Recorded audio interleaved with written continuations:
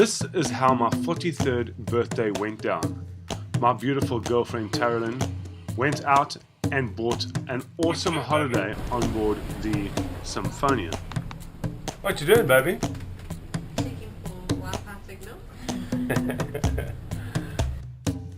We had never been on a cruise ship before, so we packed our stuff and headed off to the Sinfonia.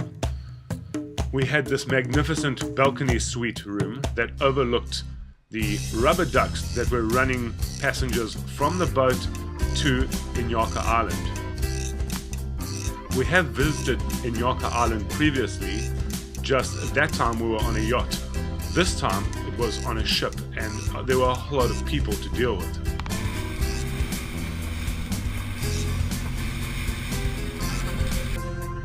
However, the last time we visited Inyaka Island, it was deserted. This time, a renter crowd had come along on board the Mediterranean shipping company's Sinfonia. With only Western beers available on the Sinfonia, I couldn't wait to find a dogem. I knew there must be one close by. I had a couple of metacash left over from the last trip, so once we found a local with the ice-cold beer, the transaction was done.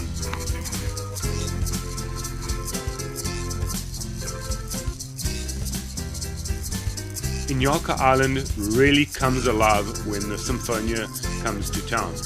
All the islanders come out and start vending all their local products to the tourists. There's also this beautiful thatch boma area that Mediterranean shipping company have built on Portuguese island, where the visitors can hang out on the beach and then later on in the day head in for a 3-course meal undercover.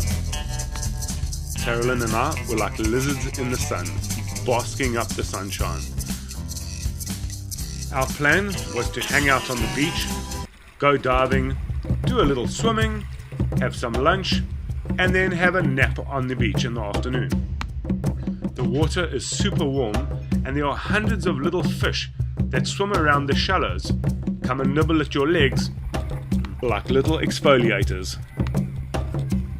Taralyn and my main objective was to do absolutely nothing but hang out in the water, lie in the sun and sip on a couple of cold frosties.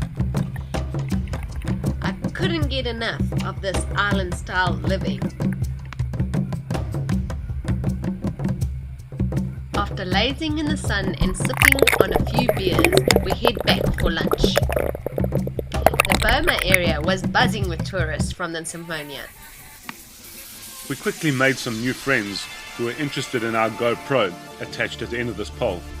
After lunch, it was back to the beach, back to more cocktails, back to cruising around and chatting with the locals and negotiating and haggling for some trinkets.